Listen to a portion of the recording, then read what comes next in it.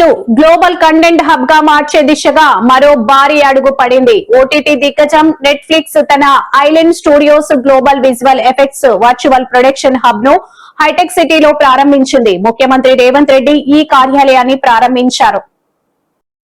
ఈ సందర్భంగా రేవంత్ రెడ్డి మాట్లాడుతూ హైదరాబాద్ కు నెట్ఫ్లిక్స్ రావటం అంటే సాక్షాత్ హాలీవుడ్ ఇక్కడికి వచ్చినట్లే అని అన్నారు.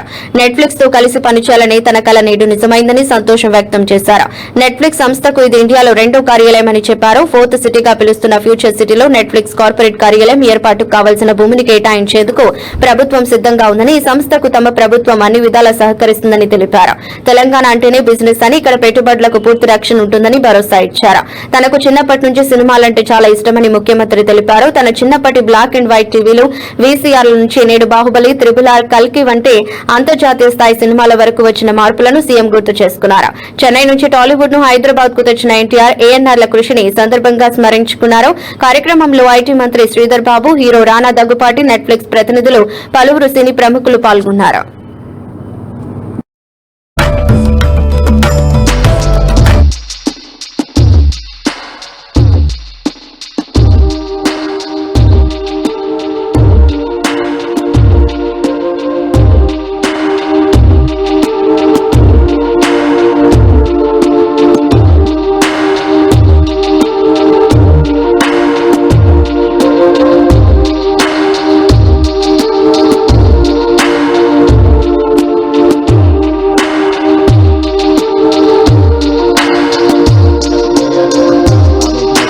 స్టూడియోస్ నటశేఖర కృష్ణ గారు cinema adventures first colour movie తీయాలన్నా, 70mm మూవీ తీయాలన్నా, రకరకాల experiments, adventures with lot of efforts ఆ రోజు కృష్ణ గారు చేసేవాళ్ళు. కృష్ణ గారు ఒక సంవత్సరంలో 15-16 సినిమాలు హీరోగా నటించి రిలీజ్ అయిన రోజుల నుంచి ఇప్పుడు 5-6 సంవత్సరాలకు ఒక సినిమా తీసే పరిస్థితి వచ్చింది. ఎందుకంటే నేను కృష్ణ గారి అభిమానిని కాబట్టి అన్ని వివరాలు నాకు తెలుసు. మేము అన్ని లెక్కలు పెట్టి వాదించేవాళ్ళం. నేను వనపర్తిలో చదువుకునేటప్పుడు సినిమాలు అక్కడ రిలీజ్ అయ్యేటివి కాదు. అయితే హైదరాబాదు లేకపోతే కర్నూలు ఇట్లా కొన్ని ప్రాంతాల్లోనే సినిమాలు రిలీజ్ అయ్యాయి. మొదటి రోజు చూడాలంటే వనపర్తి నుంచి కర్నూలు 100 కిలోమీటర్స్ లారీలో ప్రయాణం చేసి సినిమా చూసి వచ్చేవాడిని నేను. అంటే అప్పుడు బస్సులు ఫ్రీక్వెంట్గా ఉండేది కాదు. సినిమా టైంకి వెళ్ళి మళ్ళీ సినిమా చూసి మళ్ళీ వెనక్కి రావాలి అంటే లారీలు, హైవేస్లో ఎక్కువ లారీలు పోతూ ఉంటాయి కాబట్టి లారీ ఎక్కిపోయి మేము ఫ్రెండ్స్ కాలేజీలో ఉన్నప్పుడు సినిమా చూసి మళ్ళీ సెకండ్ షో సినిమా చూసి వెనక్కి వచ్చేవాళ్ళం. సో సినిమా అనేది మధ్యతరగతి వాళ్ళ మీద అత్యంత ప్రభావితం చూపిస్తుంది. మన లైఫ్ని ఇన్స్పైర్ చేస్తుంది. మన లైఫ్లో కొన్ని డెసిషన్. సో హైదరాబాద్ నగరము, ముఖ్యంగా తెలంగాణ రాష్ట్రం ఫిల్మ్ ఇండస్ట్రీ ఈ స్థాయిలో రావడానికి, ప్రపంచాన్ని ఆకర్షించడానికి చెన్నైలో ఉండే ఫిల్మ్ ఇండస్ట్రీని ఆనాడు not Tollywood, Kollywood, Bollywood have been focusing on Hollywood. So today I'm happy to announce that Hyderabad నగరము, ముఖ్యంగా తెలంగాణ రాష్ట్రం ఫిల్మ్ ఇండస్ట్రీ ఈ స్థాయిలో రావడానికి, ప్రపంచాన్ని ఆకర్షించడానికి చెన్నైలో ఉండే ఫిల్మ్ ఇండస్ట్రీని ఆనాడు ఎన్టీ రామారావు గారు, నాగేశ్వరరావు గారు, రామనాయుడు గారు ఈ నగరానికి తీసుకురావడం, ఇక్కడ స్టూడియోలను ఏర్పాటు చేయడం, ఇక్కడ ప్రపంచ స్థాయి టాలెంట్ ని ఇక్కడ ప్రదర్శించడానికి అవకాశం కల్పించడం తోటి ఈ రోజు టాలీవుడ్ కి నెట్ఫ్లిక్స్ వచ్చింది అని అంటే హాలీవుడ్ వచ్చేసినట్టే. This the stepping stone for my dream. I have told many times with my colleagues and my friends, this the place for not Tollywood, Collywood, Bollywood. I've been focusing on Hollywood. So today I'm happy to announce that if Netflix is here, I can say authoritatively the Hollywood is here. So my dream is going to come true. Sincerely I'm welcoming Netflix and Eyeline CEO Mr. Jeff. We are there to support you expand like anything. I've instructed to my IT and Industries Minister, we are going to construct a city. It is called Bharat Future City. It is coming up around 30,000 acres nearby airport. So we are going to construct a big city. In that big city, we are going to construct an AI city. So I have told my people, I'm offering to establish your institution there. I'm going to allot you land. Fortune 500 companies. Next 10 years, I'm going to attract every company. Out of 500, I'm going to attract to establish in my Bharat future city. So that is what my dream. I've told, I've assured by 2034 my state is going to reach $1 trillion economy. By 2047 my state is going to reach $3 trillion economy. Your investment is safe. You people are going to make profits. Come join Telangana. Telangana is raising. Telangana means business. Thank you. I'm not authorized to talk. మాట్లాడు మీకు అసలు ఇది భయ్యా please please please okay వెళ్ళిపోతుంది please Delhi మద్యం policy కేసులో కీలక పరిణామం చోటు చేసుకుంది. ఈ కేసులో ఆరోపణలు ఎదుర్కొంటున్న తెలంగాణ జాగృతి అధ్యక్షురాలు కల్వకుంట్ల కవిత నివాసానికి ఈ రోజు సిబిఐ అధికారులు వచ్చారు. మధ్యాహ్నం హైదరాబాద్ లోని కవిత నివాసానికి వెళ్లిన సిబిఐ అధికారులు ఈ నెల 16వ తేదీన విచారణకు హాజరు కావాలని కోరుతూ ఆమెకు సమన్లు అందజేశారు. ఢిల్లీ లిక్కర్ స్కామ్ కేసులో మాజీ ఎమ్మెల్సీ కల్వకుంట్ల కవిత నివాసం వద్ద మరోసారి అలజడి మొదలైంది. ఇవాళ మధ్యాహ్నం సిబిఐ అధికారులు హైదరాబాద్ లోని బంజారాహిల్స్ నివాసానికి చేరుకున్నారు. కేసులో హైకోర్టు జారీ చేసిన నోటీసులను ఆమెకు అందజేసేందుకు వెళ్లారు. అధికారులు కవిత నివాసానికి వెళ్లిన సమయంలో ఆమె ఇక్కడ అందుబాటులో లేరు. దీంతో సిబిఐ అధికారులు ఆ నోటీసులను ఆమె భర్త అనిల్ కుమార్ కు అందజేశారు. కవిత ఎక్కడికి వెళ్లారు, ఎప్పుడు అందుబాటులోకి వస్తారనే వివరాలు అధికారులు అడిగి తెలుసుకున్నట్లు సమాచారం. ఈ నెల 16న ఢిల్లీ హైకోర్టుకు హాజరు కావాలని నోటీసుల్లో సిబిఐ అధికారులు పేర్కొన్నారు. ఇదే కేసులో కవితతో పాటు ఆరోపణలు ఎదుర్కొంటున్న మరో 5గురికి కూడా సిబిఐ నుంచి నోటీసులు అందాయి. వారిలో ఎంపీ మాగుంట శ్రీనివాసులు రెడ్డి, ఆడిటర్ బుచ్చిబాబు, అరుణ్ రామచంద్ర పిల్లై, అభిషేక్ బోయినపల్లి, శరత్ రెడ్డి ఉన్నారు. కాగా ఢిల్లీ మద్యం విధానం కేసు దేశవ్యాప్తంగా సంచలనం సృష్టించిన విషయం తెలిసిందే. ఇటీవల ఢిల్లీ రౌస్ అవెన్యూ కోర్టు మాజీ ఎమ్మెల్సీ కవితకు క్లీన్ చిట్ ఇచ్చింది. అయితే ఆ కోర్టు తీర్పును సవాలు చేస్తూ సిబిఐ తాజాగా హైకోర్టును ఆశ్రయించింది. ఈ క్రమంలో దర్యాప్తును వేగవంతం చేసిన అధికారులు తాజా పరిణామాల్లో భాగంగా కవితకు నోటీసులు అందజేశారు. I'm not authorized to talk. మాట్లాడు మీకు అసలు ఇది భయ్యా ప్లీజ్ ప్లీజ్ ప్లీజ్ ఓకే వెళ్ళిపోతుంది please please please right I'm not authorized to talk. మాట్లాడు మీకు అసలు ఇది భయ్యా ప్లీజ్ ప్లీజ్ ప్లీజ్ ఓకే వెళ్ళిపోతుంది please please please right to understand please okay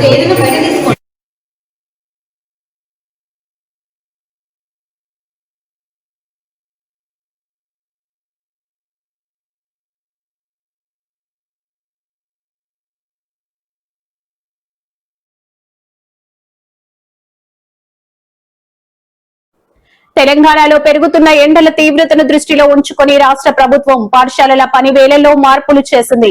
ఈ నెల 15 నుంచి రాష్ట్ర వ్యాప్తంగా ఒంటిపూట బడులు, హాఫ్ డే స్కూల్స్ నిర్వహించాలని పాఠశాల విద్యాశాఖ నిర్ణయించింది. ఈ మేరకు విద్యాశాఖ డైరెక్టర్ ఈ నవీన్ నికోలస్ ఇవాళ ఉత్తర్వులు జారీ చేశారు.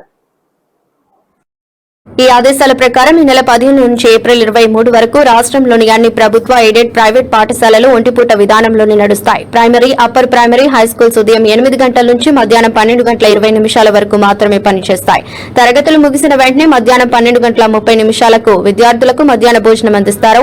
అయితే 10వ తరగతి పబ్లిక్ పరీక్షల నేపథ్యంలో విద్యార్థుల కోసం నిర్వహిస్తున్న ప్రత్యేక తరగతులు యథావిధిగా కొనసాగుతాయని ఉత్తర్వుల్లో స్పష్టం చేశారు. అలాగే 10వ తరగతి పరీక్షా కేంద్రాలుగా ఉన్న పాఠశాలలు పరీక్షలు జరిగే రోజుల్లో మధ్యాహ్నం 1 గంట నుంచి సాయంత్రం 5 గంటల వరకు పనిచేయాల్సి ఉంటుంది. మిగతా రోజుల్లో ఈ కేంద్రాలు కూడా సాధారణ హాఫ్ డే టైమింగ్స్ ను పాటిస్తాయి. ఏడమ్మా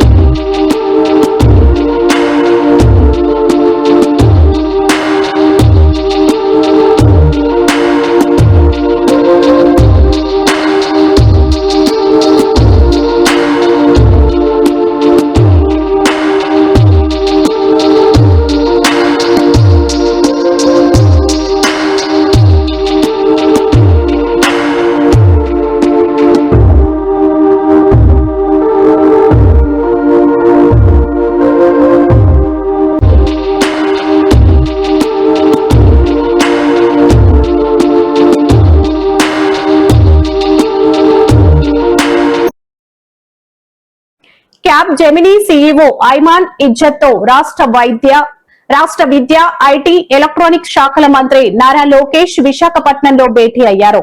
రాష్ట్రంలో పెట్టుబడులపై కీలక చర్చ జరిగింది. ఈ సందర్భంగా లోకేష్ మాట్లాడుతూ దార్శనిక ముఖ్యమంత్రి చంద్రబాబు నాయుడు సారథ్యంలో Visakhapatnam IT data centre hub గా శరవేగంగా అభివృద్ధి చెందుతుందని తెలిపారు. దేశంలోని అతిపెద్దదైన గూగుల్ డేటా సెంటర్ పనులు త్వరలోనే ప్రారంభం కాబోతున్నాయని చెప్పారు. ఇప్పటికే కాగ్నిజెంట్, టీసీఎస్ లాంటి సంస్థలు విశాఖలో ల్యాండ్ అయ్యాయని, మరో 3 నెలల్లో భోగాపురం అంతర్జాతీయ విమానాశ్రయం ప్రారంభం కాబోతుందని స్పష్టం చేశారు.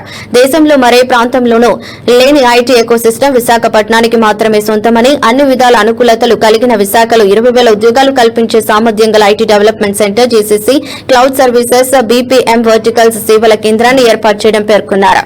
ఆంధ్రప్రదేశ్లో emerging technology labs, cyber security, digital అభివృద్ధి, డిజిటల్ టాలెంటెడ్ పైప్ లైన్ ఏర్పాటు కోసం ఏపీ విశ్వవిద్యాలయాలతో కలిసి కో డెవలప్మెంట్ పార్ట్నర్ గా వ్యవహరించండి. Capgemini dedicated quantum vertical ను స్థాపించడమే కాక ఆప్టిమైజేషన్, ఫైనాన్షియల్ సర్వీసెస్, సస్టైనబిలిటీ వంటి రంగాల్లో ఎంటర్ప్రైజెస్ కస్టమర్ సేవల అభివృద్ధికి ప్రపంచ స్థాయి సాంకేతిక భాగస్వాములతో కలిసి పనిచేయాలన్నారు. ఆంధ్రప్రదేశ్ లో క్వాంటమ్ వ్యాలీ అభివృద్ధికి సహకారం అందించాలని క్యాప్ జెమిని సీఈఓ ఐమాన్ ఇజ్జత్ కు మంత్రి లోకేష్ విజ్ఞప్తి చేశారు.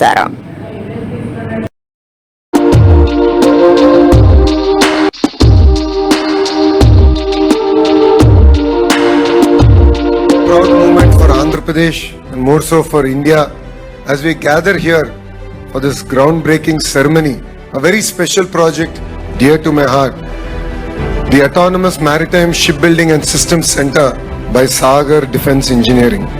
While I was driving here to this foundation ceremony, it brought back memories because this is the main road that I walked on. I did a Padayatra, 226 days, 3,132 kilometers. I walked on these roads. I met the fishermen here and I promised to them, yes, I will stand by you. I will change your life, your children's life. So for me, this project hits home. It's more personal. అభివృద్ధి పనులకు ఆటంకం కలిగిస్తున్న అటవీ శాఖ అధికారుల తీరుపై ఆంధ్రప్రదేశ్ ముఖ్యమంత్రి Nara Chandrababu Naidu serious అయ్యారు. కలెక్టర్ల సదస్సులో భాగంగా అటవీ క్లియరెన్స్ల అంశంపై చర్చ సందర్భంగా ఆయన అధికారులపై ఆగ్రహం వ్యక్తం చేశారు. వన్యప్రాణి సంరక్షణ ముఖ్యమైనప్పటికీ దాని సాకుతో గిరిజన ప్రాంతాల్లో ప్రాథమిక సౌకర్యాలను నిలిపివేయడం సరికాదని స్పష్టం చేశారు. పాపికొండల పరిధిలోని గిరిజన గ్రామాల్లో ఇళ్ల నిర్మాణం, బోర్వెల్స్ వంటి కనీస అవసరాలకు కూడా అనుమతులు ఇవ్వకపోవడంపై సీఎం అసంతృప్తి వ్యక్తం చేశారు. ప్రభుత్వమే ఇళ్లను మంజూరు చేసినప్పుడు అటవీ శాఖ క్లియరెన్స్ ఇవ్వకపోవడం ఏంటి అని అధికారులను ప్రశ్నించారు. గిరిజనులకు కనీస అవసరాలైన నీరు, విద్యుత్, రహదారి సౌకర్యాలను కల్పించాల్సిన బాధ్యత అందరిపై ఉందన్నారు. పాత రహదారులపై గ్రావెల్ లేదా మెటల్ వేయడానికి కూడా అభ్యంతరాలు తెలపడంపై ముఖ్యమంత్రి ఆగ్రహం వ్యక్తం చేశారు. క్షేత్రస్థాయిలో అధికారుల వ్యవహార శైలిపై తమకు అనేక ఫిర్యాదులు అందుతున్నాయని, ఈ ధోరణిని తక్షణమే మార్చుకోవాలని హెచ్చరించారు. అటవీ శాఖ సంబంధిత సమస్యలు ఉంటే నేరుగా తనకు లేదా డిప్యూటీ సీఎం పవన్ కళ్యాణ్ కు నివేదించాలని సూచించారు. పాపికొండల ప్రాంత సమస్యలను ఏలూరు జిల్లా కలెక్టర్, డివిజనల్ ఫారెస్ట్ ఆఫీసర్ కలిసి కూర్చొని వెంటనే పరిష్కరించాలని ఆదేశించారు. అభివృద్ధి, పర్యావరణ పరిరక్షణ రెండు సమాంతరంగా సాగాలని, ఎక్కడా పనులు కుంటపడకూడదని ముఖ్యమంత్రి సందర్భంగా అధికారులకు ఆదేశాలిచ్చారు. 24లో ఇండస్ట్రీ సార్ ఇంకా ఒక్క ఇష్యూ సార్, వైల్డ్ లైఫ్ శాంక్చురీలో హ్యాబిటేషన్స్ ఉంటే బోర్ వాటర్ కానీ జన్మన్ హౌసింగ్ కూడా శాంక్షన్ ఇవ్వట్లేదు sir. So what is the stand? Government ఇచ్చిన జన్మన్ హౌసెస్ సార్, నాకు ప్రోగ్రెస్ రావట్లేదు. బోర్వెల్ కూడా మనం చేయలేకపోతున్నాం సార్. ఆ ఏరియాలో నాకు పాపికొండలో సగం ఇటు వస్తుంది, సగం వేసారు sir. I'm having this problem.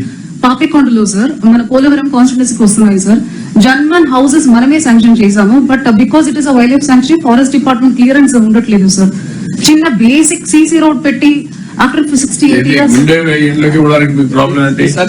యాక్చువల్గా సార్ ఇవన్నీ గవర్నమెంట్ ఆఫ్ ఇండియా అంటే మన వైల్డ్ లైఫ్ యాక్ట్ వీటిలో మనకి జనరల్ గా పర్మిషన్ ఇవ్వడానికి కుదరదు సార్. అది దాని వే అవుట్ ఏదైనా ఉంటే మేము చూస్తాం సార్. అది ఏదైనా డైవర్షన్ అనేది చేసుకుని కాంపెన్సేటరీ ఏరియాకి మిమ్మల్ని మీరు కళ్ళు మూసుకోండి, అనవసరంగా మాట్లాడుతాను. అది మిమ్మల్ని కిడ్నాప్ చేసి ఆడ పెట్టాలి, అప్పుడు వస్తుంది, కరెక్ట్ అయిపోతారు మీరు. అందుకే ఇవన్నీ వచ్చింది, తీవ్రవాదులు వచ్చింది, ఎన్ని సమస్యలు వచ్చింది, ఇలాంటి ఇంప్రాక్టికల్ థింకింగ్ వల్ల. కనీసం వాడు 2 ఏళ్ల నుంచి ఉన్నాడు, వాడికి కరెంట్ ఇస్తారంటే ఇవ్వకూడదు. వాటర్ బోర్వెల్ వాటర్ వాళ్ళు చెరువు ఇది కూడా ఏజెన్సీ ఏరియానే కదా అక్కడ. మేము ఇస్తాం సార్, ఏజెన్సీ ప్రాబ్లం లేదు సార్ అక్కడ వాటర్ లెక్క వాళ్ళు ఇది ఏజెన్సీ ఏరియా అక్కడ. Tribal area No, that your attitude is very, very objectionable. నేను డిప్యూటీ సీఎం కూడా చెప్తా, బీ క్లియర్. మీ ఇద్దరు కూర్చొని ఏం చేస్తారు, కందాలు ఏం చేస్తారో తెలియదు. ఒకటి లేకపోతే 2-3 గంటలు నేను తీసుకోవాల్సి వస్తుంది మిమ్మల్ని కౌన్సిలింగ్, లేకుంటే అదర్వైజ్ మీరు ఏదో కానీ నేను నా సర్వీస్ నేను ఇది కొత్తగా నాకు ముఖ్యమంత్రి పదవి 4వ సారి. First time I am seeing you, your attitude is different. So many complaints are coming on you. Where things are going wrong, I don't know. You correct it, and then in conflict, how to solve the problem, both of you, మీరు collector కోసం ఆలోచించండి. మీ DFL clear instructions ఇవ్వండి. ఒక్క submission sir, చాలా కేసుల్లో revenue record ఏమో revenue land అంటది, ఆ తర్వాత ఫారెస్ట్ వాళ్ళు వచ్చి క్వశ్చన్ అది కాదు ప్రసాద్. ఇక్కడ ఏంటంటే ట్రైబల్ ఏరియాలో కూడా ఫెసిలిటీ ఇవ్వకూడదని పెట్టేస్తా ఉంటే రోడ్డు ఒకటి ఉంది, దాని మీద గ్రావెల్ వేసుకుంటాం, మెటల్ వేసుకుంటాం, దానికి అబ్జెక్షన్ కాదా. టూరిజం ఎట్లా ఉంది మీ బిహేవియర్ అంటే మన Srisailam, what is that Srisailam? వాడు భక్తులు వస్తే వాళ్ళు రానియకుండా చేసి మీరు నిలిపేస్తే వాళ్ళందరూ నిలిచిపోయి నెక్స్ట్ డే వస్తే స్టాంపేడ్ అయ్యే పరిస్థితి వచ్చింది. How you are behaving. ఇక్కడ బద్వేల్ ఆ టెంపుల్ లాగేశారు పోయేసి, మళ్ళా రీబిల్డ్ చేసే పరిస్థితికి వచ్చా. What type of nonsense you are creating. మర్యాద చెప్తే మీకు మర్యాద ఉండడం లేదు, చెప్పకపోతే public inconvenience. You are having any problem, you come to me or Deputy CM, but this is not correct approach. I am very clear on this. Okay. Sir, I have one small solution, sir. Sir, under Forest Rights Act, Tribal Act, Central Act, sir, దాని కింద మనకు అవకాశాలు ఉన్నాయి sir. పట్టాలు ఇవ్వడానికి కానీ, approach road కానీ 3 తరం. ఇప్పుడు నేను స్టేట్ లో బిగ్ ఇన్వెస్ట్మెంట్స్ వచ్చి కొన్ని ప్రాంతాలకే పరిమితం అయితే ఆ ప్రాంతాలే బాగుపడతాయి. వాళ్ళకే ఎక్కువ ఎంప్లాయ్మెంట్ ఆపర్చునిటీస్, లేకపోతే పర్ క్యాపిటల్ ఇన్కమ్ పెరగడం, ఇవన్నీ వాళ్ళకే జరుగుతాయి. అందుకే నేను డీసెంట్రలైజ్డ్ డెవలప్మెంట్ అంటున్నాను. Visakhapatnam region, Amaravati region development, west Godavari నుంచి ప్రకాశం వరకు, అదే మరి తిరుపతి రీజనల్ డెవలప్మెంట్, నెల్లూరు నుంచి కర్నూలు వరకు, ఈ 3 కూడా పెట్టి ఒక డెవలప్మెంట్ కోసం మనం ముందుకు పోతున్నాం. ఏపీ వ్యాప్తంగా వైసీపీ వైఎస్ఆర్ కాంగ్రెస్ పార్టీ 16వ ఆవిర్భావ దినోత్సవ వేడుకలు ఘనంగా నిర్వహించారు. గురువారం ఉదయం తాడేపల్లి వైసీపీ కేంద్ర కార్యాలయంలో మాజీ సీఎం వైఎస్ జగన్ పార్టీ జెండా ఆవిష్కరించారు. అనంతరం ఆయన మాట్లాడుతూ వైసీపీ ఆవిర్భవించి 15 ఏళ్లు పూర్తయిందని తెలిపారు. దేశ రాజకీయాల్లో వైసీపీ మార్క్ స్పష్టంగా కనిపిస్తుందని హర్షం వ్యక్తం చేశారు. నల్ల కాలువలో ఇచ్చిన ఒక్క మాట కోసం పార్టీ ఆవిర్భావం అయినట్లు వెల్లడించారు. విలువలు, విశ్వసనీయత అనే పదాలకు వైసీపీ అర్థం చెప్పిందన్నారు. వైసీపీ అనేది ఒక జగన్ది కాదు, కోట్లాది మంది కార్యకర్తలదన్నారు. ఆ రోజు జగన్ అనేవాడు ఒక్కడేనని అన్నారు. జగన్ ఎప్పుడు భయపడలేదు. ఆ రోజు కాంగ్రెస్ పార్టీ దేశం, రాష్ట్రంలో అధికారంలో ఉంది. కాంగ్రెస్, టీడీపీ కలిసి కుట్రలు, కుతంత్రాలు చేశారని విమర్శలు గుప్పించారు. అయినా కూడా జగన్ ఏ రోజు భయపడలేదని ధీమా వ్యక్తం చేశారు. కారణం జగన్ కు నమ్మకం ఉన్నది పైన ఉన్న దేవుడు, కింద ఉన్న వైసీపీ కార్యకర్తల మీదనే ఉందన్నారు. నేను నమ్ముకున్న దేవుడు, ప్రజలు ఇద్దరు తోడుగా ఉన్నారు. వైసీపీ ఎప్పటికీ విలువలు, విశ్వసనీయతకు ఎప్పటికీ కట్టుబడి ఉంటుందని, తనతో పాటు నడిచే కార్యకర్తలు కాలర్ ఎగరేసి అదిగో అతడే మా నాయకుడు, అదే మా వైఎస్ఆర్ కాంగ్రెస్ పార్టీ అని గర్వంగా చెప్పుకునేలా పార్టీ ఎప్పుడు అడుగులు వేస్తుందని తెలిపారు. కాంగ్రెస్ పార్టీకి సంబంధించిన జెండా and 1 MLA, and then we ended up at 20 MLAs and 2 MPs. Today we have 10 MPs and 70 MLAs plus. So another 5 years we will come back. కొడితే నేను ఎంత గట్టిగా తీసుకోగలుగుతాను అనేది వెన్నికి రేపు పొద్దున నాంది. కొట్టాడు, తీసుకున్నాం, మా టైం వస్తుంది, మేము కొడతాం.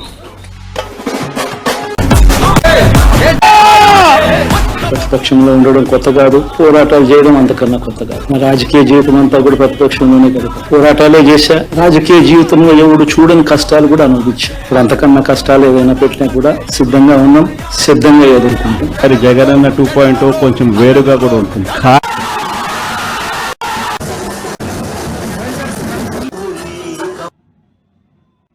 విలువలు విశ్వసనీయత పునాదిగా ఏర్పడినటువంటి వైఎస్ఆర్ కాంగ్రెస్ పార్టీ